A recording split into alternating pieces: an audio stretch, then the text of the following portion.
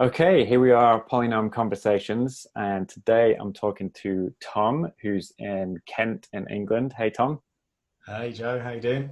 Good, thank you for joining me. Tom runs a drum school called Drumwise. You can find that at drumwise.co.uk. And we recently did a podcast together and talked about a whole bunch of things. And Tom has interviewed lots of great drummers. I know Steve Ferroni was on there. And is it Steve Ferroni or Steve Ferrone? Yeah, Steve Ferroni. Steve Yeah. Ferroni. Pasty, paste, pasty. Um, yeah, you interviewed a whole bunch of people on there that are coming out sort of once a week, is it? Yeah, about two a week at the moment during kind of lockdown quarantine. So yeah, we've released about 15 or 20 so far. Yeah, so lots of great stuff to check out there. And when we did the podcast, I sent Tom a copy of PolyNome to check out, and he's sort of new to using the app, so I thought it would be a good opportunity to have a conversation and talk about some of the things that we can do in the app. Benny Greb recently came out with a gap click app, which is great for practicing with a gap click. Do you ever do that in your practice or tell your students to do that? Oh, I have a track that I've made called the Disappearing Click Challenge. So I Okay. imagine it's a similar thing where you're playing along with the click and then it disappears for different lengths of time. Is that kind of? Yes. Yeah. Yeah. So in Benny's app, you can set a number of bars for a quarter note or triplets or eighth note or 16th notes. And then you set a number of bars for either silence or various upbeat clicks. And it's a simple interface and it's great for just doing that.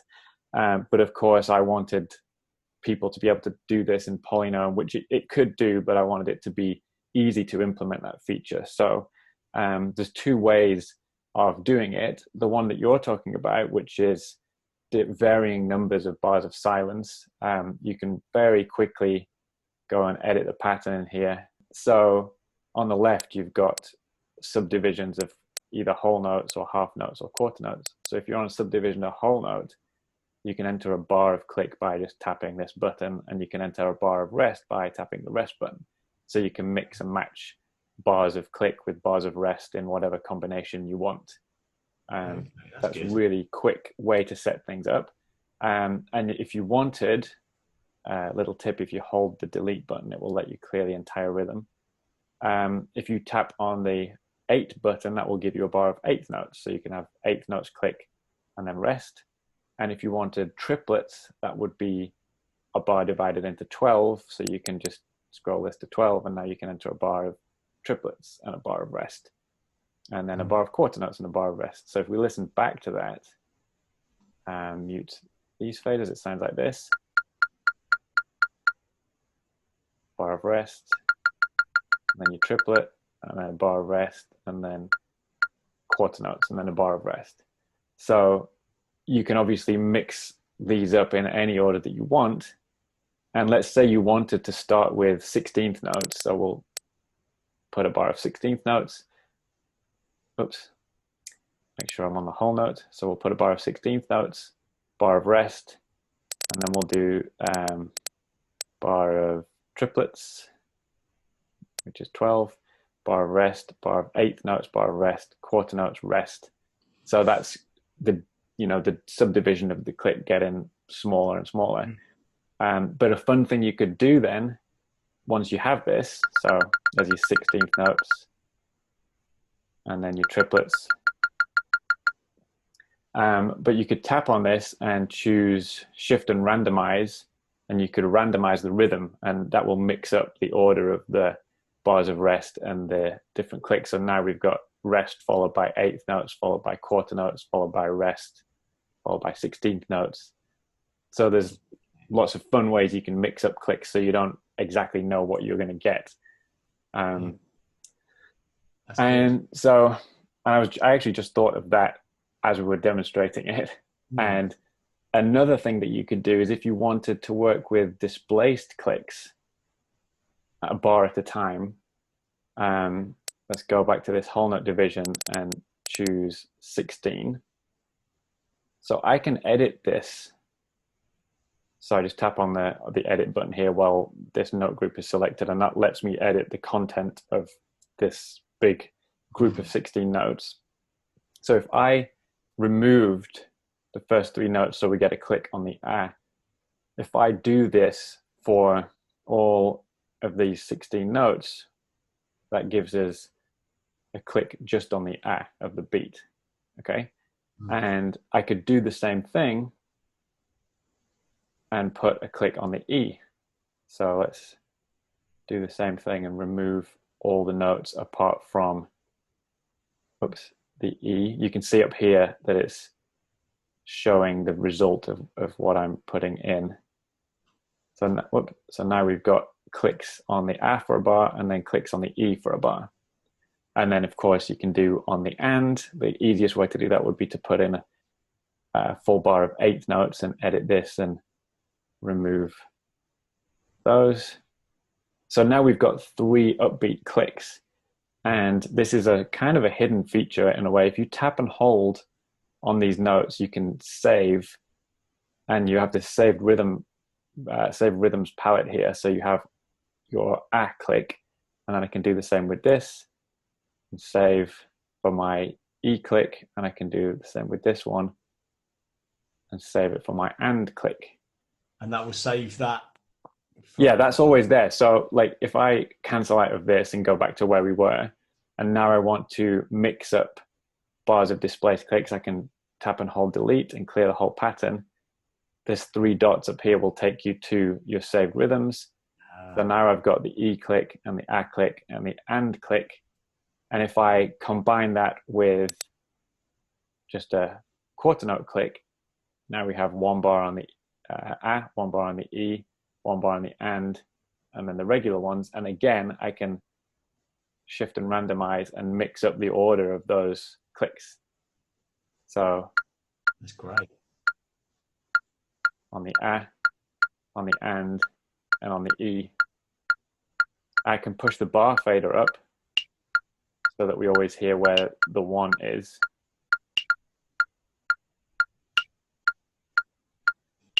So now you've got this displaced click, and if you wanted, you could then go again to this shift and randomize page and lock the randomize rhythm feature here. That puts this panel up on the screen, and the dice here, if you tap that, it mixes the rhythm up. So you don't know what order you're going to get that displaced click in. And this number is how many repeats of the pattern before it automatically does that. So if I set this to be 1, then we'll get these with the E and the and the 1 and the A, and then on the next repeat, they'll be in a different order. So that will give you a continuously changing displaced click. And it's really easy to, play around with that. Awesome. And just from a point of view of someone that's watching this, what's the best use of that? So if, in terms of practice, mm-hmm. Why would you use that as a feature, like this displaced click or missing click thing? So if you think about it, when you're playing regular grooves, usually the click is on the quarter note. So if you're playing an 8th note groove, like just a Billie Jean type thing, you're locking into the click on the quarter note, and you're trying your best to make sure that every time you hit the downbeat, you are locking in with that click. And all of the other 16th notes in the bar, the E and A, you've nothing to lock into. I mean, you could have a 16th note click going and try to lock all of those, but that's quite a lot of information. And so what tends to happen is you really focus on locking in the quarter note, and those other notes could almost be anywhere in between. There's a lot of flexibility of the positioning of those notes. And if you have the click appear on one of those upbeats, it forces you to get more inside the groove and inside the pattern and understand how those interrelate with what you're playing. Like an interesting example is, and I can actually program these into here so we can hear it. So if I use the second sequencer here and put in just a bar of 8 notes and put in, I've got my 8 notes here. I'll tap on this line underneath the notes and tap the R, which gives us a hi-hat, and that's going to loop over the whole thing. And then I'll tap on the line underneath that, and I'll put a kick, rest, snare, rest. So this is actually, that groove that I was talking about. And I can pull down the volume of the hi-hat a bit. So we've got a groove. So you can hear how that's interfacing with that click.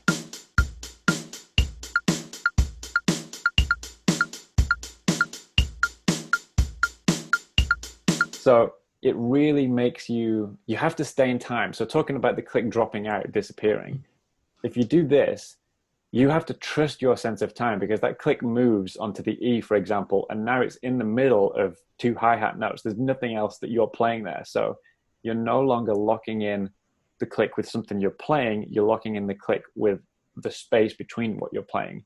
And you might find that that makes you want to pull towards it or away from it, and then you get kind of confused. So working with the click on the upbeats like that gives you a solid sense of how other rhythms fit in with what you're playing. And if you were to put the click on all of the upbeat 16ths, so if I drag in here, and again, I'm going to go to the whole note, put in a full bar of 16ths, and I'm going to edit and remove all of the odd numbered notes so that we get basically the upbeat 16ths as a click. So I'm going to save this again. So tap and hold on this and save to our saved rhythms. And I'm going to put only that in. So the click is all upbeat 16ths. This is a really good one to practice too, because you end up having a continuous stream of 16ths between your right hand and the metronome. And it's hard to do.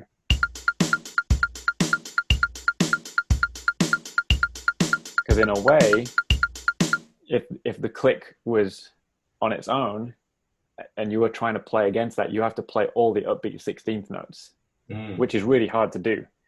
Even just clapping and having a metronome and clapping all the upbeat 16th notes is hard. And so this gives you a way to get into that situation, but by starting by playing to a metronome. So if we edit this and have maybe like 3 bars of quarter notes that I'll put before. So 3 bars of quarter notes and then the upbeat on the 4th bar. So now you're playing along with this click, doing what you used to, and then the click's going to go to the upbeats. It shuffled it. So you'll get 1 bar of upbeat clicks per 4 bars, somewhere in there. And the idea is to not be thrown off when that happens. And then you could gradually increase the number of bars of upbeat clicks until you're comfortable playing with the click always being on just the E and the A. That's a really good practice tool. And I'm always saying to people to try and think of the smallest note value they can while they're playing, because then it allows you to do more, to play more, but also it really helps with actually keeping in time. Yeah, absolutely. 16th notes while you're playing just a quarter note hi-hat. Yeah, it really helps. And you can do the same with sextuplets as well, 16th triplets if you wanted. And you could have the click move through those, which would be fun. But honestly, this idea of saving a bar worth of displaced click, I hadn't thought of until this conversation. And I actually think this is a pretty useful tool. So what I'm going to do is put in 1 bar of regular click, 1 bar on the E, which is here, 1 bar on the and, 1 bar on the A, and then 1 bar on the upbeats. And I'm going to save, I'm going to turn off the shift and randomize to unlock that. And I'm going to save this as displaced click practice. And I will put a link to that so that you could download it afterwards, and anybody who's watching can download and install this displaced click practice. And you can just mute the groove here by pulling down sequencer 2 here, and you can just play along to that on your own. And if you want to know how it sounds, then you can push that back up. Even just working on the hi-hat is, useful. So yeah, there's some displaced click ideas. Let's save that. So that's the first goodie that you can download.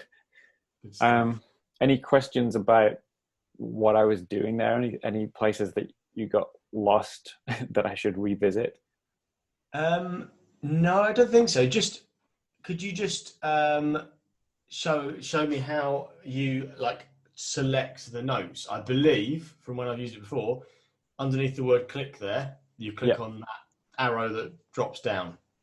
Yeah, so basically, whenever you see this downward arrow, that means there's a menu of some sort to be had. So that's there just to indicate that you can basically tap anywhere on Oh, you here. can tap anywhere. Yeah, Right. anywhere in this sequencer will bring up the menu of things you can do with this sequencer.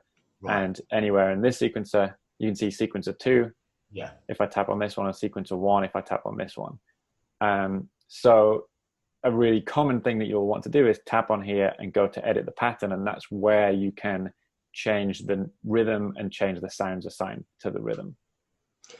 So if I was writing out, taking it back to the basics, if I was writing out a completely like normal, as you say, like a Billie Jean sort of pattern, Mm-hmm. do I need to use both sequences? I guess not, because you've Nope. done it all down on that bottom one. Yeah. So the way I usually start if I'm creating something, I've saved this as a preset called displaced click practice. If I go and edit this and then accidentally save the changes, I'll have lost what I've done here. So I usually start by tapping on the disk button at the top and either create new preset or load default or save as. Save as will save this as a new name. So if what you want to create is in any way similar to this, save as is a good option. You know, if you've already chosen the sounds that you want and that kind of thing. Create new preset will create a preset that is based off the default. So if I load the default here, this is what the default is. If I create a new preset, it will use the settings from this. Let's hide that. So I'm going to create a new preset. It'll ask me for a name, so I'll call it Billie Jean.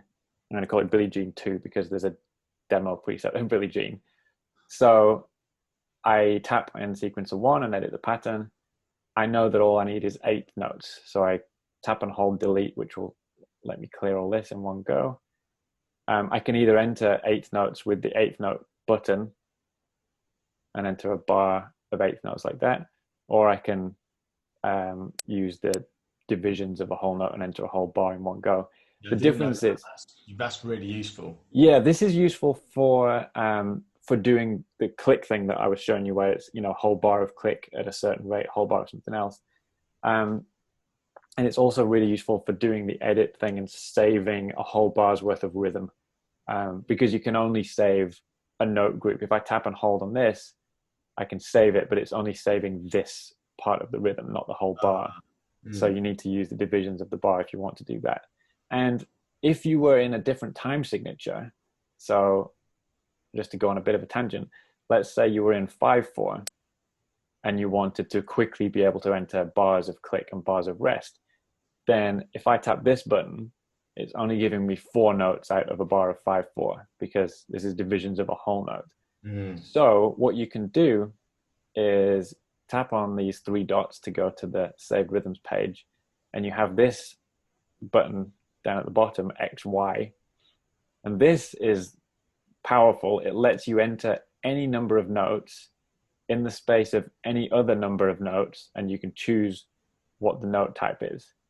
So for a bar of 5 quarter notes, you want 5 notes in the space of 5 quarter notes. Does that make sense? Yep. So 5, 5, and then quarter note. And if I tap this button, I just get a bar of 5. So I can then save this to my saved rhythms palette, and I have a bar of 5 there. And of course, you could do that if you wanted a bar of 5 8 notes. You can do the same thing, but this time you would want 10 notes in the space of 5 quarter notes. So that's a bar of 8 notes in 5/4, and again I can tap and save that to my rhythm down here. That was going to be my next question. So you can save more; it just drops down. Yes, yeah, you can have as many as you want. And then finally, let's say you want a bar of rest, then actually I've not tried this. I want, maybe you can't do this. Yeah, you can't have 0 notes. Okay, Can't do it that's yet, Joe. something for the next version. I had not thought about that, but yeah, to have a button where you could enter a whole bar of rest. Oh no, I tell a lie. I think I'm going to tap this one that gives me a bar of 5 notes. Okay. Mm. I'm going to edit, and I'm going to make them all rests, Ah, okay, yeah. and then apply, and then I'll save this. And in fact, you can save from this page here, Ah, this okay. edit page. You can go on options and save rhythm, and that saves Ah, the rhythm. So now you're in 5/4 and you want to mix click and rest. 2 bars of click, 2 bars of rest, 3 bars of click, 3 bars of, it's really quick once you've set up yeah. these saved buttons. So to get back to the Billie Jean thing, you're in 4/4 and you want a bar of 8th notes. I just put that in. You want hi-hat on all of the 8th notes. Now you don't have to do that, because the whole point of PolyNome is that the sounds and the rhythm are separate. So whatever you enter on this sounds line will be looped over the rhythm. So if I just put a single R, that R will be looped over the whole rhythm. If I put RL, the single stroke roll will be looped over the rhythm. Ah, So all you need on line 1 is one hi-hat note, and that will play on all of the things. If you wanted quarter notes, you would put a hi-hat note and a rest. And you can see here what's going to be played. So the rest means that you will have no sound on that note. So hi-hat on 8th notes, kick on the 1, rest, snare on the 2, and then I have to put another rest, otherwise it's going to go 1, 2, 3, 1, 2, 3, 1. You can see here what's being played. So I put in that rest, and you've got your Billie Jean groove. And then you can make the hi-hat quieter, and you've got your Billie Jean groove. cool. Okay. And then sequencer 2, if you want, you can edit the pattern of sequencer 2, put in a bar of 8th notes, tap underneath the notes to add the sound. So this is the key thing to remember for new users. You tap on the sequencer to make changes, and it's in the edit pattern page. You enter the rhythm that you want, and then you assign sounds by tapping underneath the notes.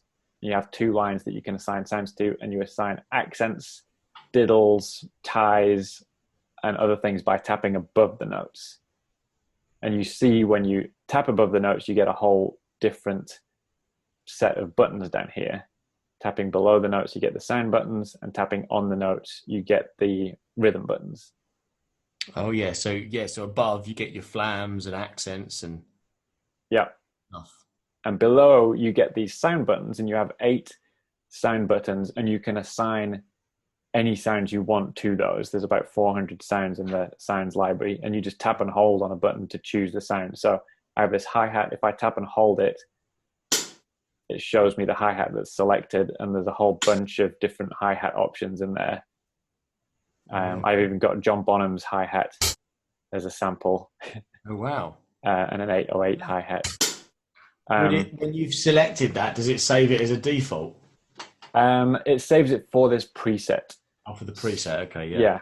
And so let's do that. What we'll do is we'll create the Billie Jean groove, but with the John Bonham kit, right? So the right hand, I'm going to have JB hi-hat, and then the kick.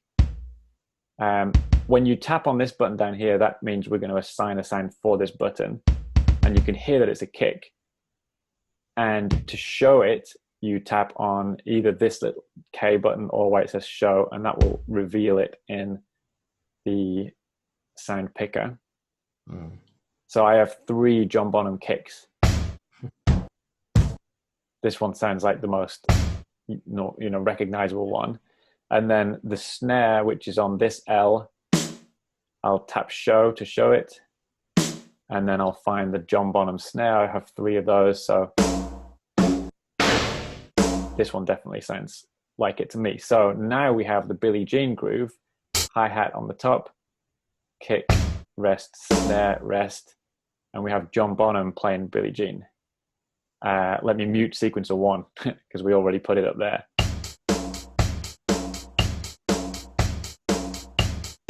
So that's John Bonham, and then if I bring the other one up and mute sequencer 2, that's the original samples. Oh, yeah. So another quick tip, I'm going to switch these sequences around. You can tap on the preset name, that means there's a menu here, and you can swap sequences. And now I've got the John Bonham one at the top. Ah. And then what I'm going to do is put the bass line in sequencer 2. So I'll tap to edit the pattern. Now we have a gardener outside blowing leaves. It's very noisy. So now I'm selecting the sounds. I can tap where it says sound buttons. Again, this is letting you know that there's a menu, and I can choose keyboard. And a cool feature about this is it's set up for drummers. So if you have a bit of a musical ear and you know how the Billie Jean bass line sounds, but you don't know what the notes are, I can choose between keyboard and bass. And here with this audition, if I turn audition on, it explains that I can tap the keys to hear the pitch, and then I either long press a key or tap the add button to actually add it to the rhythm. So I can doodle around on the keyboard and I go, okay, I want it lower. So let's say it starts on E. Okay, I go, that's my first note. So then I add. And then I know, dun, dun. So I need to find da, B, long press. Now I've got that note. And then dun, dun, dun, D, dun, E again, D, D again, dun, dun, B, yeah, A, B. So it's a quick way to get a melody in. And then I can mute line 2 of sequencer 2 that's giving me that click sound. Turn the bar fader off. And then I can bring the drums down a little bit. Whoops. Oh, if you tap on a fader, by the way, you get this giant fader. So here we've got the drums and the bass. And I'm going to show you another feature which is really just for geeky drummers, but I think it's a fun educational tool. When you hear people talking about playing behind the beat and ahead of the beat, and really in order to play behind the beat or ahead of the beat, you need to have an agreement with the other people in the band, because you can't play behind the bass player if the bass player is trying to lock in with you, because every time you get a little bit behind, he'll follow you and you'll end up just slowing down. And you can't play ahead of the bass player without him having the agreement to play behind you. You have to both agree on, okay, I'm going to hit a note, you're going to be a little bit late, and we're not going to try and move to join them up. So there's this question of, does it sound good if the drums are behind the bass or ahead of the bass, you know? So I built these delay faders into PolyNome, and they're all the way on the right of the mixer. So I have delay for sequencer 1. And as I push this fader up, you can see up here it says delay equals 55% of 16th note. And when it's at the top, it's 100% of a 16th note. So the maximum delay is a 16th note. So if I play this now, the drums will be a 16th note behind the bass. So that sounds bad, right? Sounds great to me. If I put the bass fader all the way at the top, now both are delayed by a 16th note, so they're back in time. But they're behind the click. If I push the one fader up,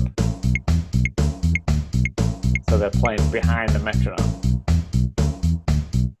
If I tap this chain link button, that links the two faders so I can move them up and down together. And if I tap on this and set this to 50, so with the big fader, you can just tap on the amount and it'll jump there. So now both the drums and the bass are delayed by a 30-second note from the click. So they're both behind the click. But what this position allows me to do, if I unlink these, it allows me to move the drums either behind or ahead of the bass player by dragging this fader. So that's the drums and bass together. If I drag this fader up, the drums will have more delay and they'll get behind the bass player. So let's try that.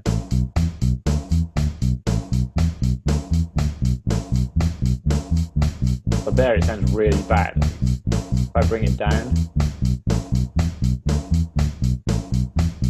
I would say there it's kind of acceptable, you know, that's like a 64th note. You can tap underneath the fader to move in 1% steps. So, you know, 60% delay on the drums and 50% delay on the bass. So there's 10% of a 16th note difference between them. It's kind of acceptable. Yeah. If I move the other side, so the drums are ahead of the bass by the same amount, that also works. And let's move the drums earlier. Now it's sounding like the bass is late, definitely. Now the bass is sounding really late. Now it's sounding awful. What's interesting is you can simulate a band with a drummer who doesn't keep great time by moving this fader around. That's a really solid bass player and a not so solid drummer, but he's never going out here more than a 30-second note. But it doesn't sound good, right? Yeah. If I put it back in the middle and we jump to the bass fader, and now I simulate a bad bass player who's not perfectly in time, he's equally as not in time as the drummer was, but it's actually like acceptable. Doesn't sound great, but it doesn't sound nearly as bad as when the drums were moving. So that to me tells me that when you're playing a gig and you feel like the bass player or the guitarist is moving away, don't follow them, because if the drums are really solid, they'll come back to you. And if they're going out, you know that they're going out, but it doesn't sound as bad to the listener if the guitar is moving around than if the drums are moving around. So if you have a rock solid drum groove and you just let them do their thing, I think that is better by this experiment than if you try and move with them all the time. Obviously, if there's parts of a song where it's speeding up and you want it to speed up, then you move with them. But in terms of just, you know, moving around from the middle ground, you shouldn't do it if you don't have to, because a solid drummer and a bad bass player sounds better than a solid bass player and a bad drummer. Yeah, that's an interesting little tool, definitely. And something you said earlier, which I feel like I have to mention, when you said about the save as thing. What is that icon on the top right? That floppy disk. What's a floppy disk? I know. I really struggled to know what to put. Like, what do you put?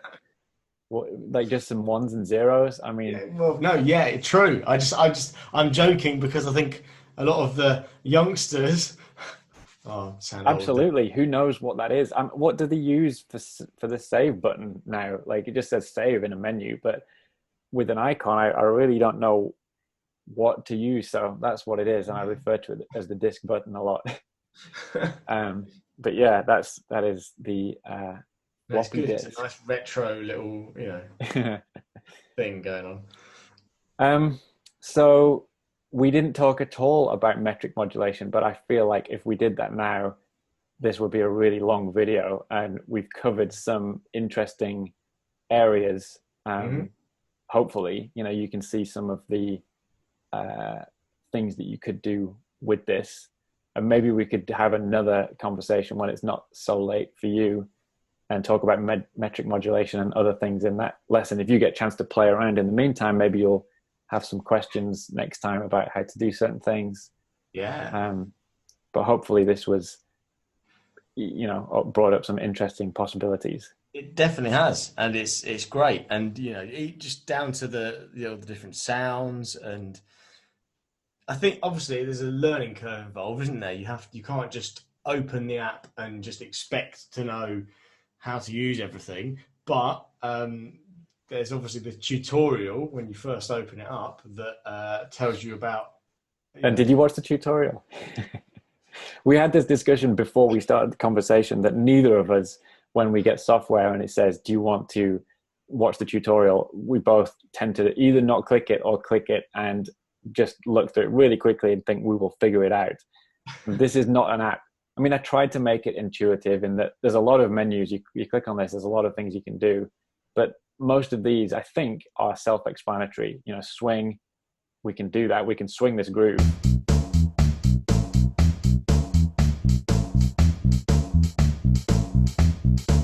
And you can swing anywhere in the cracks. And you can link so that you can swing the bass and drums together.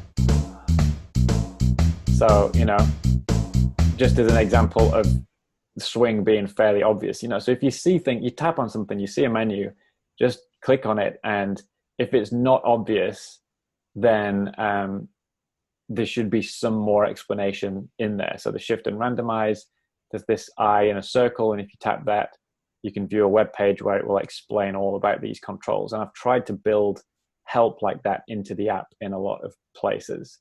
What about if people like me, it comes up and says, you know, learn about how to use it, and you go, nah, I'm all right.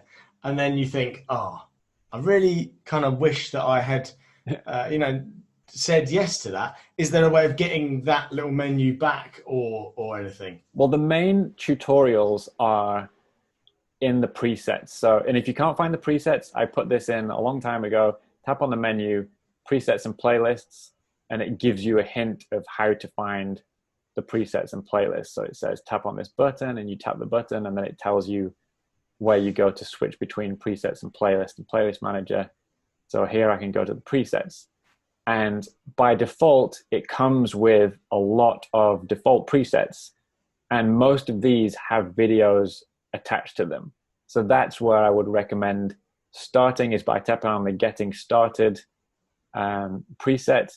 And it should prompt you to say there's a video to watch. And if it doesn't, again, you can tap this eye in a circle button and click on watch video, and you'll get my dulcet tones explaining the basics. And each of these items in the default presets is not only a preset, but also a video explaining how that preset was created. So if you want to learn how to mix time signatures, there's a video on the mixing time signatures preset. If you want to learn how to create polyrhythms, there's a video on the creating polyrhythms preset. So if you manage to watch those, you will be pretty much a power user of PolyNome. And that's all the presets. And then there's playlists as well, which we didn't get onto talking about today. But in the playlist manager, when you first load a playlist, it will load this playlist introduction. But again, there's some demo playlists. So there's a gap quick builder, which is new in this version. And if you load that, there's a video that explains how to use this playlist. And the built-in playlists have instructions on how to do things in playlists. I have, I know you said about making the video too long, so maybe this is something for another one, but I have thought of something that would be useful. Okay, I'm curious. If I was to want to load up a set list for a gig Yes. of just, you know, really just basic quarter note, eighth note clicks, Mm-hmm. and save it to a set list that I can just bosh through with the touch of a button. Yep. How easy is that? It's very easy, and there is a default playlist in the playlist manager called band setlist quick version and band setlist advanced version, and these will explain how to do those things. And those videos are probably a little outdated. It's probably quicker to do that now. In fact, I'll show you how to do it. These ones have the titles of the songs, and the tempo is already set, and a 2-beat counting. So Mustang Sally here just gives me 2 bars at the tempo that I need, and then it moves on to the next item. So between songs, I just hit play, and that's all I need to do. So the whole set list can be organized and set up. If I go and load the advanced band set list, we have the whole set list in here. It tells me that it's 43 minutes long. One of the features allows you to calculate how long your set's going to be before you actually play it. And also in here, you can tap on the setlist name and view a PDF of a playlist, and it will give you a set list that you can print, and you can remove items that you don't want. And it kind of sizes everything nicely. You can choose in preferences whether, if the title's long, you should shrink the text or cut it off like this, or there's a lot of settings that will save you time when printing set lists. So this is how I use the app a lot of the time. When I'm doing tours, I create a set list every night using this, and I use it to count off all the songs. Some of them are just count-ins. Some of them have full percussion loops that I play to for the entire song. Some of them have notes, like just a simple note to say drums enter on the second verse. And this one says play the verse on the cowbell, but you can put in entire song structures into the notes if you want, and you can have them take up the whole screen, and you can change the text size. So you could have the entire structure of all the songs in the set saved in the app. Is that what the little red eye icon, is that saying there's a note? That's saying there's a note, yeah. Right. And with this, these aren't just clicks. I've programmed the groove that I have to play. So if you're playing a function band and you think, oh, I haven't played that song for ages, then this lets you know how the song starts and manita. So that really, it gives you a clue as to how the groove is going to start and gets you into the feel of the song. Cool. So that's how I use it live. Yeah. Okay. That's awesome. And you can beam the set list, you can airdrop the set list to other members of the band if they have the app and they want it, or you can, from the PDF, you can AirPrint if you have an AirPrint enabled printer, or you can email this to yourself or to your bandmates. I do that a lot. So we rock up to a venue, we find how long we have to play for. I create a set list based on that. I email it to the venue and they print it out for us. I have this on stage. You'll notice that there's no tempo control down here, and that's because I customized this set list to only have play forward and backwards, because I don't need to set the tempos because they're already set. And if you want bigger buttons, you can tap and hold and use this size slider so you can have a giant play button if that's all you want. Cool. You actually have thought of everything. There's one feature which I put in for a friend of mine, and he plays a lot of gigs where the guitarist starts the song. He'll do pickup gigs in Vegas where it's just a kind of top 40 thing, and he wants to play to click, but he doesn't know what the songs are going to be, and the bass player or the guitarist will start them and he wants to get a click going. So if you tap the plus on here and do a new item in the playlist, let's call it quarter click, and this will just be a quarter note click to be played along to, and I'll make sure that this loops so it will play forever. So there's our click. Okay, so you want that click to play along to, but you don't know what the tempo is going to be. So in the settings, this gear icon on the right is the settings for the items, and in here you can choose tap tempo start and say 4 taps before the playback starts.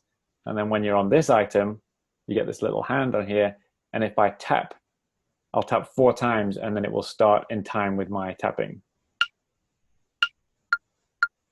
Will it? 1, 2. Oh, sorry. You have to tap on the hand to start the tap. If you hit play, that will just start playback. But if you tap on the hand, you get that nice little thing that makes it easy to start. And if you have the tempo display up, tap and hold and turn on tempo, you'll see that if I reselect that one, now you can tap on the tempo control to set the tempo. So play is still play and stop, and tapping on the tempo gives you the tap to start. And then finally, you can tap and hold on the play button and turn on the tempo nudge buttons so that perhaps you get the tempo, tap, tap, tap, tap, and it starts. but it's a little slow. So then you can just hit the plus to nudge it up a little bit, or the minus to nudge it down a little bit to get it in the right place. So he uses that a lot for entire gigs, and it means that he can play where somebody else is starting the song, and yet he can still play the song to a click. I think the thing where you've made, I mean, while you were talking there, I've managed to get the tempo up on that and everything, and it makes perfect sense.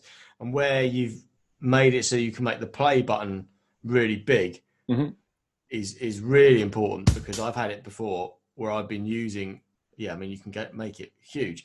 I've been using another app for like a function gig, and I count the band in, start, and they just will not keep time with me. You know, like I'll count them, or the guitar, we agree on a tempo, and the guitarist starts it, and it's like, oh my goodness, it's so far from that tempo that You it's just want to not turn it possible off. to get it that tempo without it sounding horrendous. So it's like down, down, down, down, down, like move the tempo down or whatever. And you find also that you're like constantly playing and stopping the click. You're trying to play, and because if they're not quite with you, Yeah.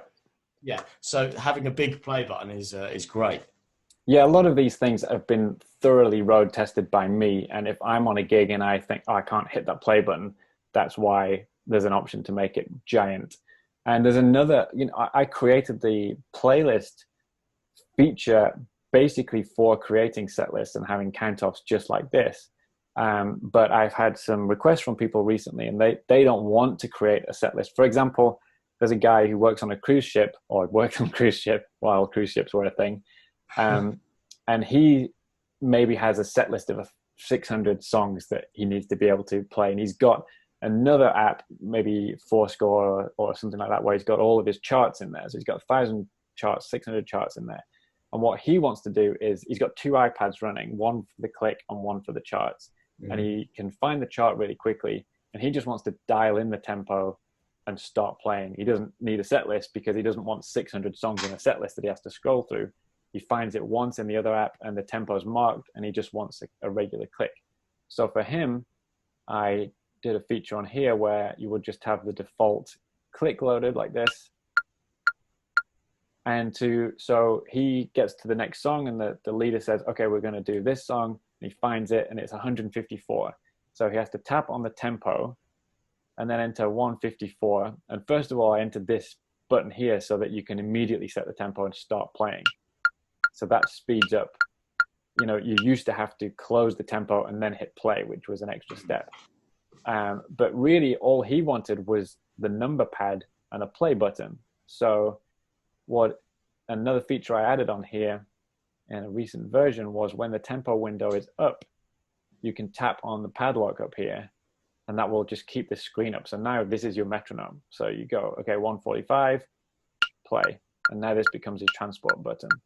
Right. And if you need another tempo, so you're going to get to the next song, the next tempo is 90, type in 90, and it immediately sets the tempo. You don't even have to hit a button to do that. So then you want 123, and it sets it as soon as you've typed it in. And you know what? While you were doing that, I've just stumbled across as well. Let's unplug this. It shouldn't make a noise when I unplug it. I've just stumbled across in the playlist thing. I've managed to make it, I don't know if you can see that, but I've managed to make it even bigger. Yeah. Obviously, this is an iPad Pro, so there is no missing that play button. I mean, it's huge. And while you're on that, if you do have a playlist that you want to use, like this with the songs in, you can also tap on the playlist name, and there's a text size slider here, so you can make those much bigger as well. So you can choose the size of wicked, songs. And will all of this, when I close it down, like when I go back to the main, like the main screen, this will all be remembered? Yeah, and it's saved per playlist. So for your gig, maybe you want only let's undo changes. Maybe you just want the play button. So I'll tap and hold that, turn the tempo off, and I'll choose this size. So this is what I want my set list to look like. But if I'm working on stick control or something else where I want to change the tempo, if I load up another playlist, I go to the playlist manager and I'll load up the stick control book, then you can see the controls for that are different. And these are all stored per playlist, so you can customize what you want for different situations. Mm. Although I Okay. think the text size maybe isn't remembered, because I don't remember. Let me see. Because let's see. I don't know if it is or not. Let's go back to the stick control. I think it was meant to be, but perhaps I don't know. It is or it isn't, but it's quick to change on that. Yeah. And these controls are all saved. Mm. Oh, that's unlocked a whole new thing that I didn't know about there. That would be a good place to wrap up the feature section of this, because we've been talking for a long time. Yeah. Congratulations to anybody who stuck it out this long. And if you've got questions, comment under the video or email me at joe@polynome.net with your questions. I could cover those in future videos. And check out Tom's stuff at drumwise.co.uk, or go to, where's your YouTube channel? Or will they find that through your website? Yeah, or just look up Drumwise on YouTube. There's lots of stuff. I think it's Drumwise Drum Tuition on YouTube. Okay, I'll link to that in the polynome.net/conversations, where you'll find this video and the displaced click example and other things that we talked about. So thanks for watching, and thanks for joining me, Tom. Thanks for having me, Joe. And I'll see you all in another conversation.